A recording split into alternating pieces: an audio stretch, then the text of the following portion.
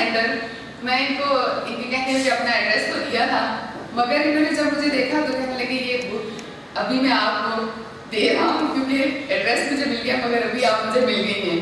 اور پہلی دفعہ ایسا ہے کہ بک مجھے وقت پہ مل گئی تھی جس کو پڑھ کے مجھے محسوس ہوا کہ ہم جو اس اسٹیج پہ محسوس کر رہے ہیں کہ ہمارے ملک کے نوجوانوں کو کیسا ہونا چاہیے جو ہمارے ملک پاکستان کے مستقبل کو سنوار سکیں, تو اس میں کوئی شک نہیں کہ ہمارے ملک کے نوجوانوں کو ایسا ہونا چاہیے جیسا کہ شہزاد اس وقت.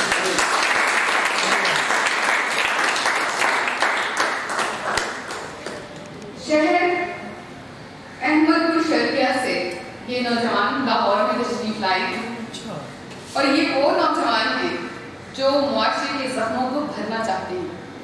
ہمیشہ ہم نے یہ دیکھا ہے کہ ہم میں سے ہر انسان ایک دوسرے کو تنقید کا نشانہ بناتا ہے, ایک دوسرے کے زخموں کو کریدنا پسند کرتا ہے اور اس پر نمک چھڑکنا اپنا اولین فرض سمجھتا ہے.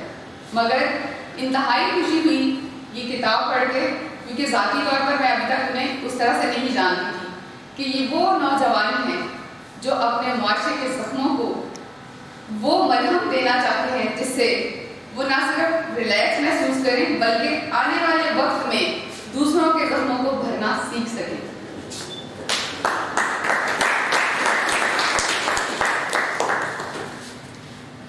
جی, ہماری نوجوان اپنی ذمہ داریوں کو بہت اچھی طرح سے محسوس کر رہے ہیں اور روشن پاکستان اور مثالی مسلم معاشرے کے حامی ہیں.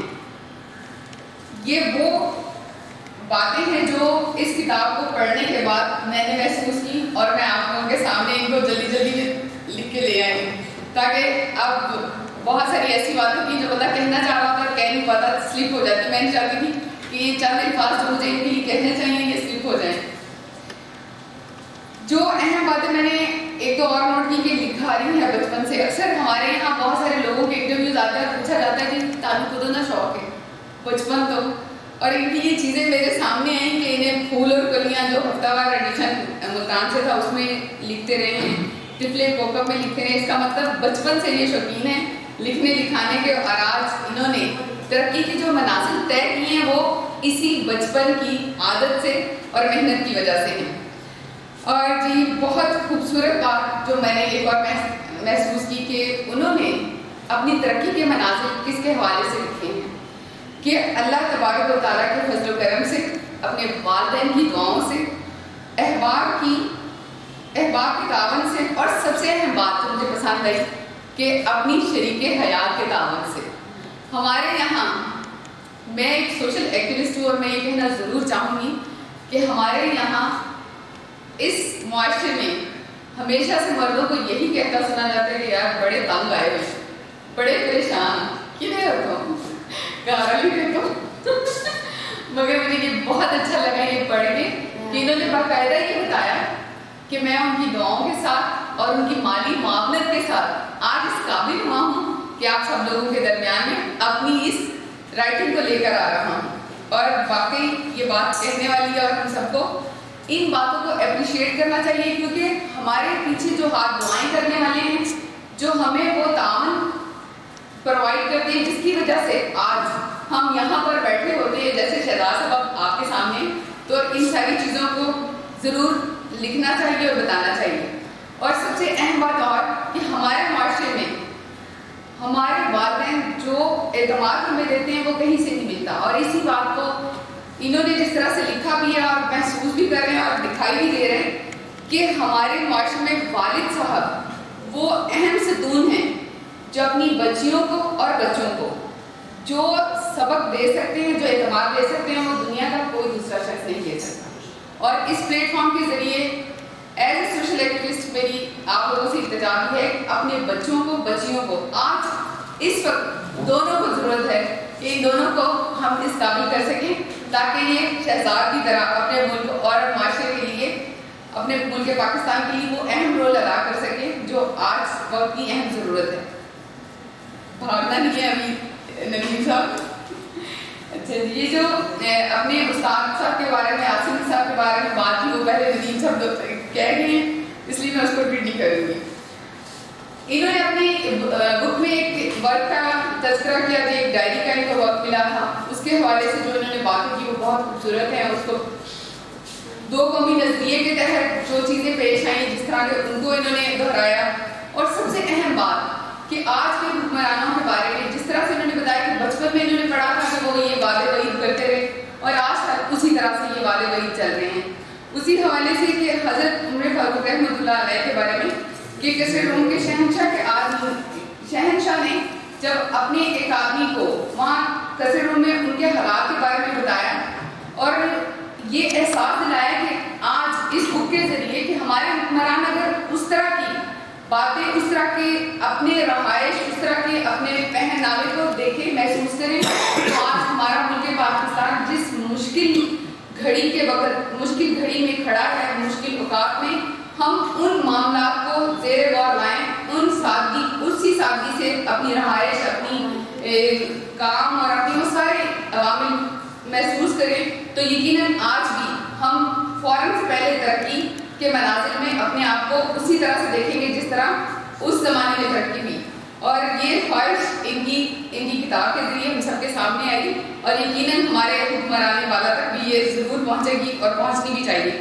اسی طرح سے انہوں نے پاکستانی طالب علم کے بارے میں بتایا کہ آج کا ہمارا پاکستانی طالب علم جب کوئی سوال ہوتا ہے تو بغیر جانے کہ یہ سوال ہونا چاہیے تھا یا نہیں ہونا چاہیے تھا اس کا جواب لکھنے بیٹھ جاتا ہے, پتہ نہیں کیوں.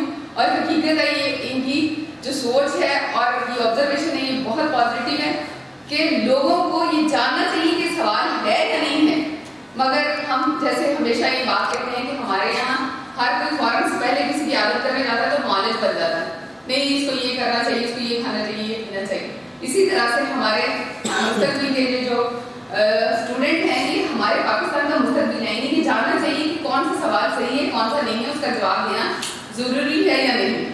اسی طرح انہوں نے مصنف لیفٹیننٹ اشفاق حسین صاحب نے جو میجر شبیر شریف صاحب کے بارے میں لکھا ہوا تھا اس کے بارے میں جو باتیں بتائیں, ہمارے وقت میں اس وقت ایسے بہت سارے لوگوں کو ضرورت ہے کہ وہ ان حوالوں سے ان کتابوں کا مطالعہ کریں تاکہ وہ جان سکیں کہ ہمارے ان لوگوں نے بچپن سے اپنے والدین کی موجودگی میں اور ان کے دیے ہوئے اسباب اور تعلیم و تربیت کے مطابق کتنی محنت کی تھی, اور تبھی جان کر آج وہ اس قابل ہوئے ہیں کہ دنیا ان کے نام کو ان کے جانے کے بعد بھی یاد رکھے ہوئے. ہمیں اپنے آنے والے کل میں ان بچوں کو, ان بزرگوں کو اپنے ساتھ ان سٹیج پر کہ وہ بھی اپنے بچوں کو ساتھ لے کر چلے, انہیں بتائیں کس طرح سے کل کو نشانی حیدر, نشانی امتیاز اور مختلف لوگوں نے جب ان مراحل سے گزرنا تھا, ان واقعات کے ساتھ انہوں نے اپنے آپ کو کس طرح سے جوڑا تھا, اس میں ان کی ماؤں کی, ان کے والدین کی کتنی محنت تھی, کس طرح سے انہوں نے ان سب معاملات کو آگے لے کر دیے. شہزاد اپنی اس کتاب کے ذریعے خوشیاں بانٹنے کا جو سبق دے رہے ہیں وہ بہت اہم ہے کہ ہم میں سے ہر انسان کا یہ حق بنتا ہے کہ اگر وہ چاہتا ہے کہ وہ خوش رہے تو وہ دوسروں کو خوشیاں بانٹے, کیونکہ ہمیشہ وہاں سے ہی خوشیاں ملتی ہیں جہاں انسان مل کر دوسروں کو خوش رکھنے کی, صرف سبق دینے سے خوشیاں نہیں ملتی, خوشیاں بانٹنے سے خوشیاں ملتی ہیں. اور اسی طرح سے ان کا ایک ملا ہے اپنے حکمرانوں سے کہ جب پڑھائی کا وقت ہوتا ہے وہ اپنے بچوں کو کھیل, فیسٹیول اس طرح کی چیزوں میں ملوث کر دیتے ہیں. جو وقت پڑھائی کا ہے اس کو پڑھائی پر انہیں رکھنا چاہیے, بے شک ریکارڈ ٹائم کریں جو بھی کریں, یہ ایک بہت اچھی بات ہے جو واقعی حکمرانے والا تک پہنچنی چاہیے. اور ایک مثال انہوں نے بہت اچھی سے دی کہ ہمارے یہاں برے کام کرنے کے لیے ہم بڑھ چڑھ کر کرتے ہیں, جو بہت اہم بات تھی کہ اگر کوئی شراب پینا چاہتا ہے تو وہ چل کے جاتا ہے, مگر دودھ جو اللہ کا نور ہے جس کو ہم حاصل کرتے ہیں, پیتے ہیں اپنی توانائی کے لیے, اپنے بچوں کے لیے, اپنے لیے, اس کو ایک دودھ والا ہمارے گھر پر دینے آتا ہے. مطلب یہ ہے کہ ہم سب لوگوں کو اس بات کی طرف سوچنا چاہیے کہ ہمیں اچھے کاموں کے لیے بھی آگے چل کر خود آگے بڑھ کر حصہ لینا چاہیے. ہمارے ملک کے ادب کے جو بابا جی ہیں جن کے بارے میں شہزاد نے بتایا ہے کہ جی اشفاق احمد صاحب, اس میں کوئی شک نہیں, لیکن انہوں نے بتایا ہے کہ وہ اس شہر آرزو میں انسان کو ایک بڑی دلچسپ مخلوق قرار دیتے ہوئے یہ کہتے ہیں کہ ہمارے یہاں کا انسان جانور کو مصیبت میں دیکھ کر پریشان ہو جاتا ہے، مگر کتنے افسوس کی بات ہے کہ اپنے انسانوں کو مصیبتوں میں مبتلا کرتا ہے. اور واقعی یہ حقیقت ہے، مگر آج اس بات کی ضرورت ہے کہ جب ہمارے ایسے بہت سارے لوگ ان کی نشاندہی کر رہے ہیں تو ہمیں سوچنا ہوگا کہ آخر ایسی کون سی وجہ ہے جس کی وجہ سے ہم یہ غلطیاں کر رہے ہیں. ہمیں اپنی ان غلطیوں کو سدھارنا ہے. اپنی کتاب میں انہوں نے انا کا ذکر کیا، اس میں کوئی شک نہیں کہ جب تک میں یہ سوچتی رہوں گی کہ میں ہی میں ہوں تو کیسے ہمارا ملک ترقی کرے گا. اس میں کو ختم کرنا ہے، مل کر چلنا ہے انکساری کے ساتھ. اور دنیا بھر کے جتنے مسائل ہیں، جتنی باتیں ہیں، سب کو انہوں نے وقتاً فوقتاً کسی نہ کسی حوالے سے شجاعت نے اپنی کتاب میں اچھے طریقے سے اس طرح سے اسٹیپ بائی اسٹیپ بیان کیا ہے کہ دل تو چاہتا ہے کہ پوری کتاب پڑھی جائے، مگر ندیم 2 دفعہ دیکھ چکا، لیکن ابھی میں ادھر ہی کھڑی.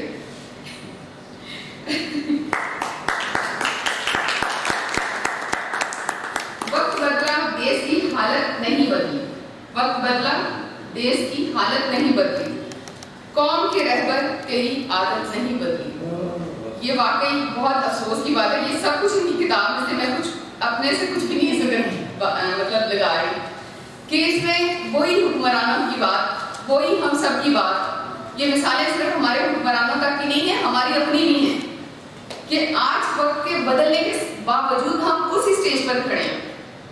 ہمارا عمل کتنا ہے، کتنا پریکٹیکلی ہم لوگوں کو آگے کچھ کر رہے ہیں، خود کام کر رہے ہیں، کیا دے رہے ہیں، یہ ہم سب کو پہلے اپنا احتساب کرنا ہوگا.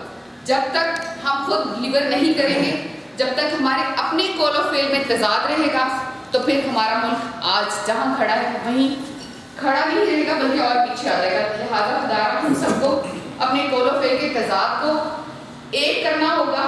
محسوس کرتے ہیں اگر دوسروں کا دکھ تو پہلے ان کے دکھوں کو بانٹنا ہوگا اور ان کو وہی ریلیف دینا ہوگا جس کا ہم چاہتے ہیں، جس کے ہم خاص گار ہیں، جس کے ہم طلبگار ہیں. شدت درد میں کمی آئی نہ ذرا بھی، شدت درد میں کمی نہ آئی ذرا بھی، درد درد ہی رہا، الٹا بھی لکھا سیدھا بھی. یہ ساری اسٹیپ بائی اسٹیپ چیزیں تھیں اور بھی اتنے مطلب کوئی ایسا موضوع، کوئی ایسی بات نہیں انہوں نے لکھی جس کے بارے میں سوچا جائے کہ یہ نہیں ہونا چاہیے تھا. اتنے اسٹیپ بائی اسٹیپ حکمرانوں کے وعدوں کے بارے میں، ساری چیزوں کے بارے میں. اور جو سب سے اہم بات کہ ہمارے آج کے یہ نوجوان جتنی خوبصورتی سے لکھ رہے ہیں اور معاشرے کے دیگر مسائل کو بیان کرتے ہوئے خود جتنے مثبت طریقے سے اس عوامل کو ساتھ لے کر چل رہے ہیں، اس پر عمل دے رہے ہیں، میں مبارکباد دیتی ہوں. اور اپنے سارے اسٹیج پر بیٹھے ہوئے کہ اس حوالے سے انہوں نے آج شہزاد کو جو عزت بخشی ہے وہ اس سے کہیں زیادہ حقداری ہیں اور اہل بھی ہیں. اور ہمارے سامعین اس دعا کے ساتھ کہ اللہ تبارک و تعالیٰ ہمارے اس ملک پاکستان کے اس نوجوان کو زندگی تندرستی کے ساتھ وہ سلسلے کی کڑیاں ہمیشہ پار کرنے کی، وہاں تک پہنچنے کی اہلیت عطا فرمائیں. واقعی جو آج ان میں نظر آ رہا ہے، تاکہ ہمارے آنے والے کل میں ہمارے وہ بچے جن کو ضرورت ہے لکھنے لکھانے پڑھنے پڑھانے کی، وہ بھی ان سے سبق حاصل کرتے ہیں. شکریہ آپ شرحی تھی.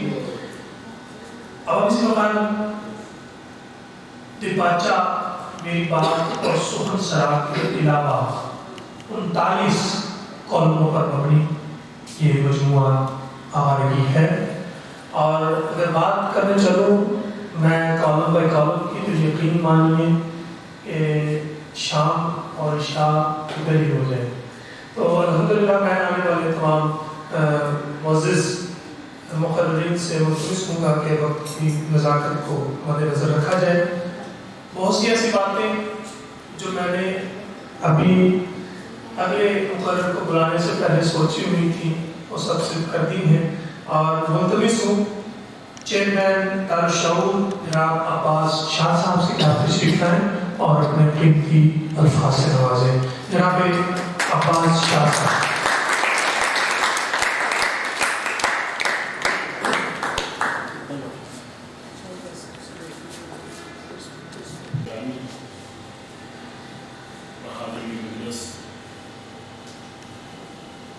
جناب شہزاد اسلم قادر صاحب کی کتاب قبارگی کی تقریب رونمائی کے حوالے سے ہم آج یہاں جمع ہیں،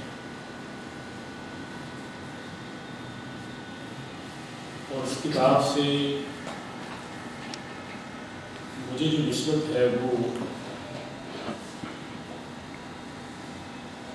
اس کتاب کو آپ تک پہنچانے کے حوالے سے اور اس کو شائع کرنے کا اعزاز جناب شہزاد صاحب نے مجھے بخشا.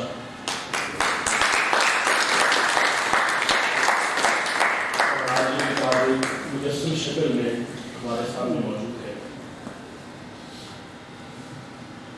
اگر ہم انسانی تاریخ میں لفظ کی طاقت کو محسوس کر سکیں تو یہ بات انسانی تاریخ کے صفحات پر موجود ہے کہ دنیا میں جتنی بھی تبدیلیاں آئی ہیں وہ لکھنے والے کے قلم کے الفاظ کی بدولت ہی ہے. کالم نگاری کی روایت ہمارے اس خطے کے اندر جو ہے اس کی بنیادیں بہت مضبوط ہیں. ہم اس خطے کے اندر دیکھتے ہیں محمد علی جوہر جیسے شخص کا کامریڈ اخبار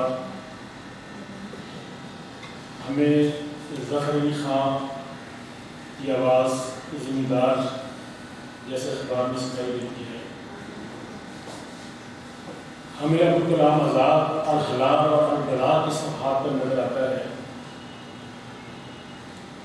غلام حسن مہر عبدالمجید صالح جیسے لوگ انقلاب کے لیے لکھتے ہوئے نظر آتے ہیں. اس پیڑھی کے بعد ایک لمبی تاریخ ہے. اگر میں چٹان اور شورش کاشمیری کو چھوڑوں تو یقیناً یہ تاریخ نامکمل ہے. لیکن اس سارے تناظر میں جو بنیادی بات دیکھنے کی وہ یہ ہے کہ اس دور میں یہ بڑے بڑی قدر اور شخصیات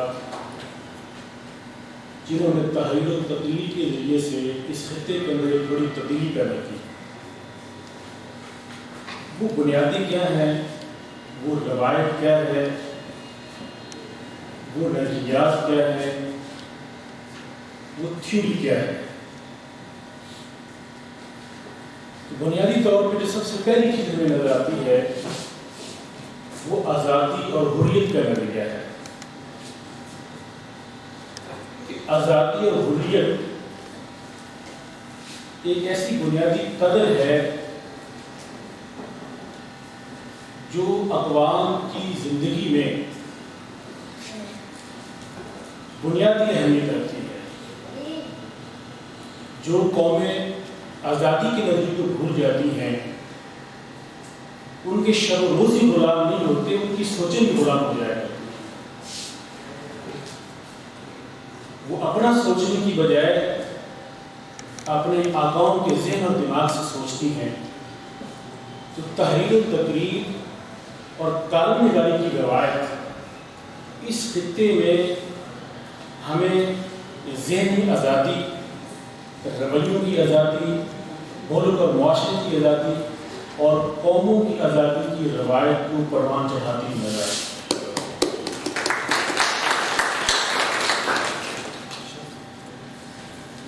اب بنیادی بات کہ اس ملک کے بن جانے کے بعد اس خطے کے پاس کالم نگاری کے حوالے سے، صحافت کے حوالے سے بڑی شاندار روایت موجود تھی. اس نئی قوم کو، اس نئے معاشرے کو، اس نئی سوسائٹی کو اس روایت کے ذریعے سے ہم ایک نئی روشنی، ایک نئی چمک دے سکتے تھے۔ ہمارے اس دور کے کالم نگاروں نے، صحافیوں نے، اہل علم نے معاشرے کے اندر جو عزت اور وقار پایا تھا، یقین جانیے درباری ہونے کی وجہ سے نہیں پایا تھا، مکاسا لیس ہونے کی وجہ سے نہیں پایا تھا۔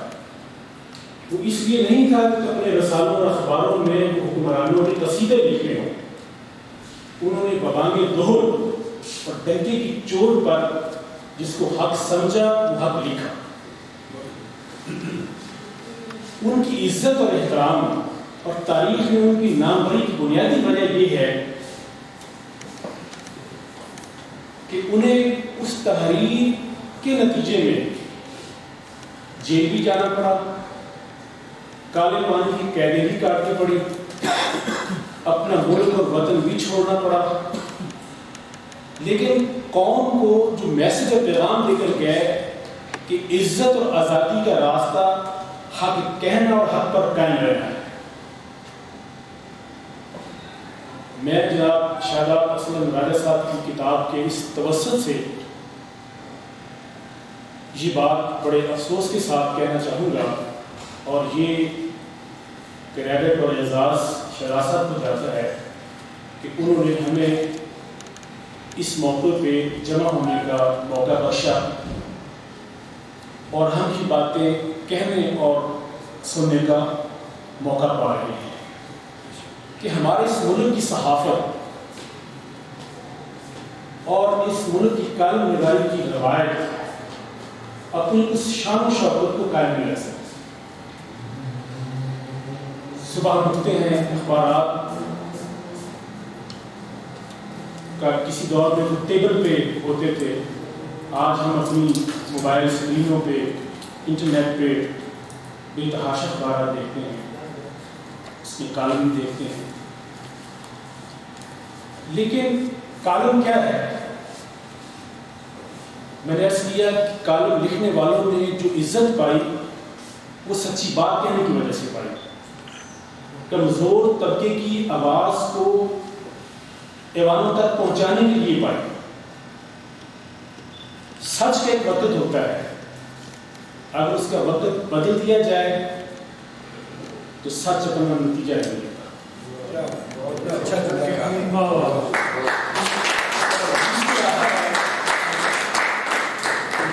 کہ بادشاہ کے سامنے کلمہ حق کہنے والا مجاہد ہے، لیکن وہی کلمہ اگر جگہ بدل دے اپنی حیثیت کو۔ اتفاق یہ ہے کہ اس دھرتی اور سوسائٹی کا سب سے بڑا المیہ یہ ہے کہ سچ پڑھنے پر نہیں بولا جاتا۔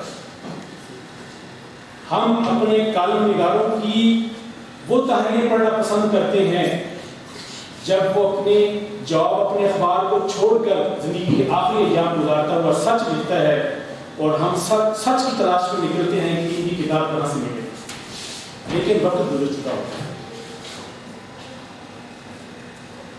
ہمارے سیاستدان حکومت اور اقتدار کے مزے لوٹنے کے بعد، عوام اور سوسائٹی کا استحصال کرنے کے بعد، جب اپنے مفادات کی طرف پوری کر لیتے ہیں، وہ ہمیں سچ کا درس دینا شروع کر دیتے ہیں۔ ہماری مذہبی جماعتیں، ہمارا مذہبی طبقہ، میں نام لیے بغیر کہوں گا کہ پچھلے دنوں ہماری ایک مذہبی اور نیم سیاسی پارٹی کے سربراہ کا بیان چھپا کہ ہمارے کندھے میں بندوق لٹکانے والوں نے ہمیں تنہا چھوڑ دیا۔ کاش یہ سچ 80 کی دہائی میں بولا ہوتا تو شاید اس دھرتی کے بہت سے نوجوان مذہب کے نام پہ قتل نہ ہوتے۔ تو المیہ یہاں یہ ہے کہ سچ کو سچ کے وقت پہ نہیں بولا جاتا۔ لکھنے والے، بولنے والے، کہنے والے کا فرق یہ ہے کہ سلطان جابر سلطان ظالم کے سامنے کلمہ حق کہیں گے تو وہ جہاد ہوگا. وقت بیت گیا, وقت گزر گیا تو بڑی بات بھی چھوٹی بات ہو گئی. تو آج ضرورت اس بات کی ہے کہ ہمارے اس خطے کے اندر جو کچھ لکھا جا رہا ہے, لکھنے والوں کے کندھوں پہ بہت بڑی ذمہ داری ہے. پڑھنے والے بڑی عقیدت سے پڑھتے ہیں. وہ لکھ کر اپنی بات کے وزن کو قوم اور ملک کی حالت اور تقدیر کے ساتھ جوڑتے ہیں. میرے اور زید شمسی صاحب کے مشترکہ دوست ہیں ریاض صاحب. ایک دن ہم بیٹھے ہوئے تھے تو ایز اے پبلشر ہونے کے حوالے سے انہوں نے میرا مزاحیہ انداز میں تعارف کروایا کہ وہ کاغذ جو 120 روپے کے جی بکتا ہے, جب اس پہ کچھ نہیں چھپا ہوتا تو عباس صاحب اسے چھاپ کر 5 روپے کے جی کے حساب سے بنا دیتے ہیں. میں نے عرض کیا کہ کتاب کی قدر و قیمت اس کی تحریر سے ہوتی ہے, کہ ایسی کتابیں بھی موجود ہیں کہ لوگ منہ مانگے دام دے کر کتاب حاصل کرنا چاہتے ہیں. اور ایسے تعلیم موجود ہیں کہ آپ جو اخبار کا پیپر, نیوز پیپر 90 روپے کے جی ایک اخبار کے مالک نے خریدا اور اس میں بہت سی خبریں اور ایسے کالم چھاپ کر ایک محلے کے ردی فروش کو صبح وہ 5 روپے کے جی کے حساب سے بک رہا ہوتا ہے. کہنے کے مقصد یہ ہے کہ آج ہمارے صحافی کو, ہمارے کالم نگار کو جس عہد کے سپرد ہم کیے گئے ہیں اس کی قدر و قیمت کو جانیں. جہاں حق کو باطل سے الگ کرنا, سچائی کو جھوٹ سے الگ کرنا, یہ بہت بڑا کام ہے. اور کوئی کالم نگار, کوئی لکھنے والا اس لیے بڑا نہیں کہ وہ کسی بڑے اخبار میں لکھتا ہے. میں سمجھتا ہوں اس کی بڑائی یہ ہے کہ وہ سچ لکھتا ہے.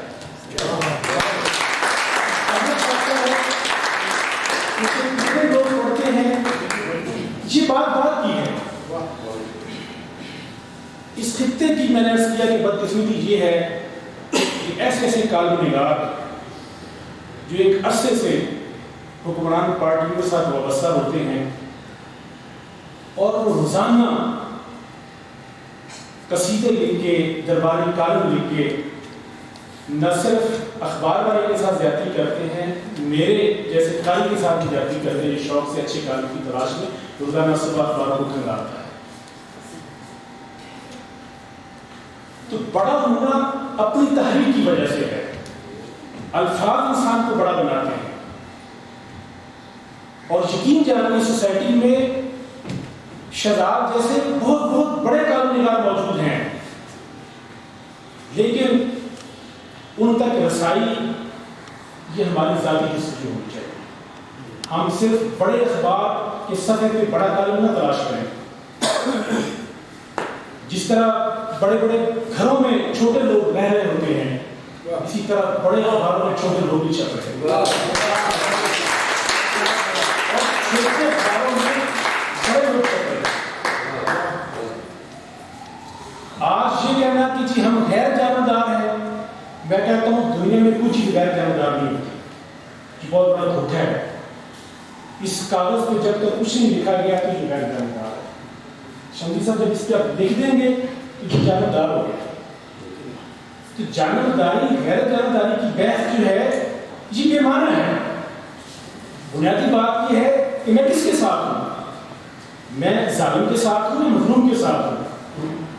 میں حکمرانوں کے ساتھ ہوں, ریاست کے ساتھ ہوں, یا میں عوام کے ساتھ ہوں.